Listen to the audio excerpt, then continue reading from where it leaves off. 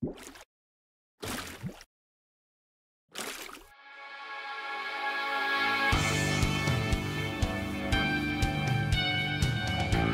ดีครับพบกับช่อง AEN อีกแล้วนะครับหลังจากคลิปเก่านะครับที่เราไปลองลอกมาแล้วเนี่ยลอกเรามีปัญหาขยับแกนตรงนี้แล้วมันขยับกึกกักนะฮะมันอาจจะรำคาญใจนิดหน่อยเวลาเราใช้สปีดจิ๊กนะครับเพราะมันจะขยับได้กุ๊กแก๊กน่ารำคาญนะครับผมมีวิธีแก้นะครับในคลิปนี้นะเดี๋ยวเรามาดูกันครับว่าแก้ยังไง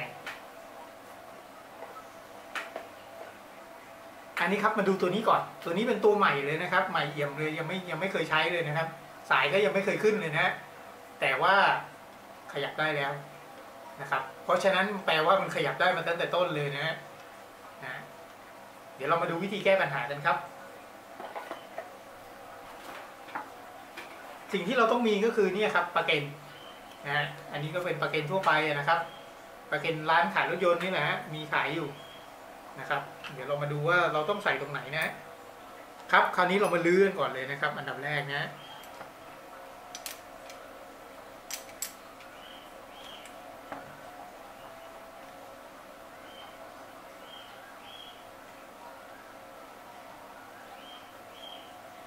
ไม่ดูตัวนี้เลยได้ไหมดูค่อยท่าเลยอย่าไปลืมอย่าเอานี้ลงไปกันที่พูดอยู่กับปุ้น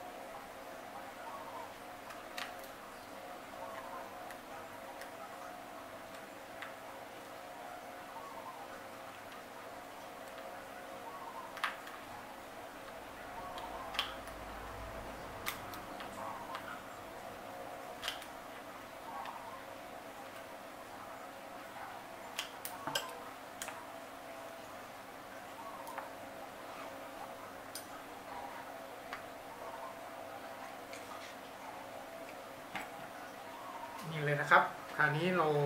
เจ้าตัวปัญหาเนี่ยมันจะอยู่ล่างสุดเลยเป็นตัวแกนตัวรองแกนล่างมันนะครับอันนี้ก็ต้องถอดค่อยๆถอดออกก่อนนะต้องไพเนี่ยทั้งเกียร์ไดออกจะได้ไม่หล่นไปไหนนะครับ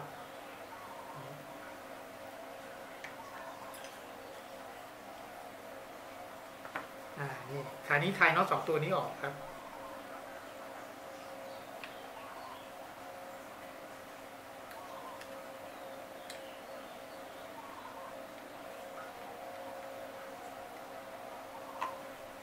แล้วก็ยกขึ้นมาได้ตรงๆเลยนะครับนี่ครับตัวด้านในเนี้ยตรงนี้เนี่ยมันจะเป็นหลุมอันนี้ผมใส่ไปแล้ว2แผ่นนะฮะขอออกกันแล้วกันของเดิมๆมันที่มากับลอกนะครับจะไม่มีตัวนี้เลยไม่มีตัวนี้นะไม่มีไอ้เจ้าแผ่นเล็กๆเนี่ยนะครับคราวนี้เราก็เอาไอ้เจ้าปากเกนเนี่ยมาตัดเองเลยนะฮะกะขนาดให้พอดีนะครับ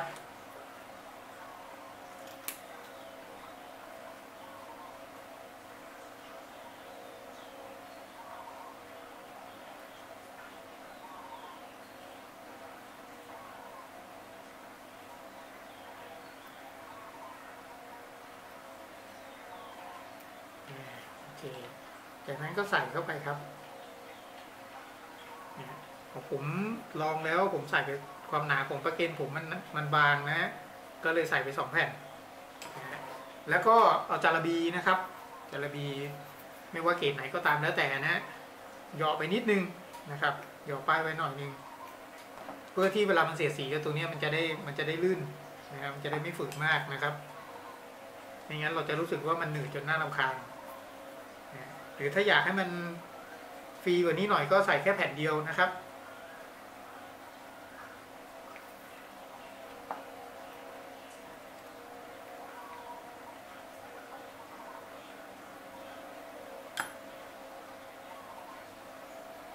เอาแล้วนะครับคราวนี้หลังจากใส่แกนตัวนี้ไปแล้วนะครับขันน็อตเรียบร้อยแล้วนะลองขยับดูให้มันขยับได้นิดหน่อยนะครับลองหมุนดูจะต้องไม่ฝืดมากนะครับถ้าฝืดมากเดี๋ยวพอประกอบเสร็จเรียบร้อยแล้วหมุนแทบไม่ไปนะฮะคราวนี้ใส่ชุดขาเตะชุดเตะมันนะครับ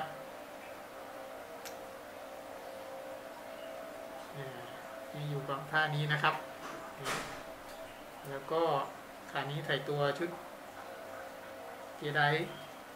กับชุดผ้าเบรกทั้งหมดนะฮะจากนั้นเราก็ใส่ฝานะครับอย่าลืมจัดชุดเบรกให้เข้าที่ด้วยนะครับนี่นะครับจะมีแผ่นกลางแผ่นหนึ่งนะครับที่มีเดือย2ฝั่งนะฮะนี่ครับดูท่านี้นะครับระวังอย่าให้มันแลบออกมานะโอเคนะครับดูจากสภาพของแผ่นผ้าเบรกอะไรโดนปลาช่อนมา20โลก็ยังโอเคอยู่ครับไม่มีส่วนใดสึกหรอไม่มีส่วนใดนั่นไปนะครับอย่างนั้นก็ใส่ฝาคราวนี้เนี่ยนะครับจะให้ดูอย่างหนึ่งนะครับน็อต4ตัวเนี้ยไม่เท่ากันนะฮะมี2ตัวใหญ่แล้วก็2ตัวเล็กนะครับตัวใหญ่เนี่ยเอาตัวเล็กก่อนดีกว่านะไอ้เจ้าตัวเล็กนี่นะครับใส่ตรงนี้ตัวหนึ่งนะ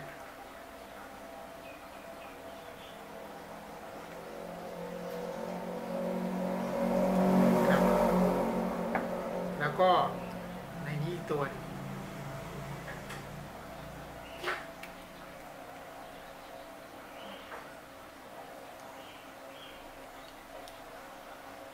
ผมก็ไม่เข้าใจเหมือนกันว่าทำไมมันต่างกันนิดเดียวทำไมถึงไม่ทำน็อตขนาดเดียวกันนะฮะส่วนตัวใหญ่นะครับใส่นี่ตัวหนึ่ง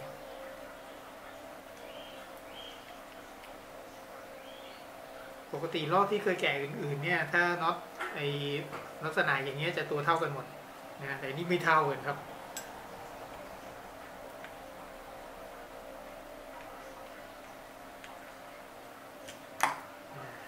รอแล้วนะครับอันนี้เราก็มาใส่ฝานี้ก่อนก็ได้ฝั่งนี้จะได้ไม่นั่น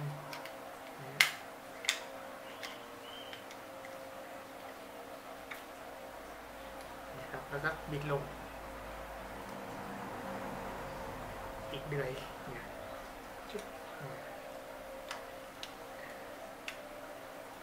ใส่ลงล็อกพอดีนะครับโอเคละ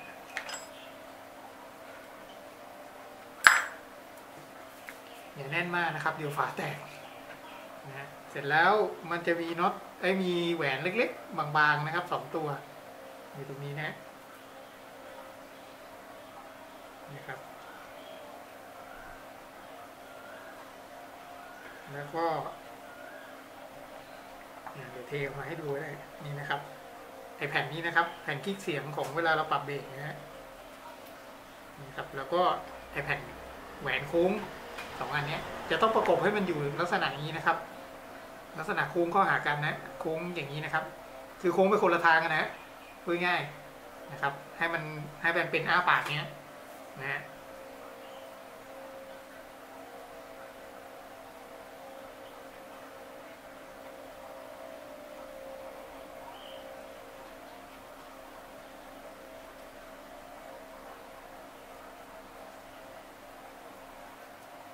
แล้วก็ตัวต่อไปก็คือแหวนตัวนี้ใส่เข้าไปจึ๊บ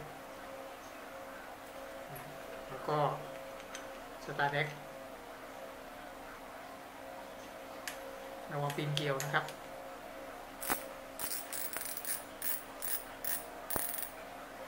แล้วก็แหวนตัวนี้ตัวเหมือนลองมือหมุนแล้วก็ใส่แขนหมุน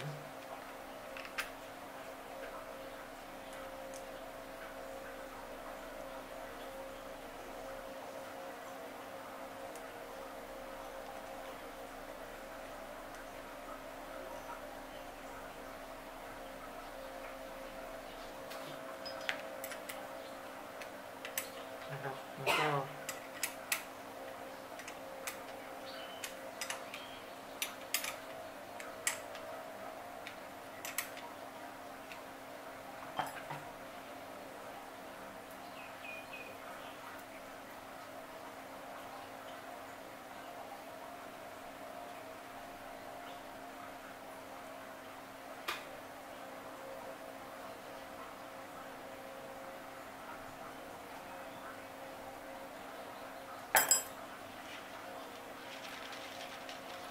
เป็นงานว่าเรียบร้อยแล้วครับ เสร็จสิ้นนะครับโอเคครับขอบคุณมากครับสำหรับการรับชมคลิปนี้นะครับถ้าไงฝากกด Subscribe ด้วยนะครับผมสำหรับลอกตัวนี้ถ้าถามผมว่าโอเคอยู่ครับนะระดับหนึ่งเลยนะฮะทั้งดูความถึกทนและอัตราการสึกหรอของลอกที่ใช้ไปนะครับก็ดูว่ามันจะสึกหรอไม่เยอะเท่าไหร่นะ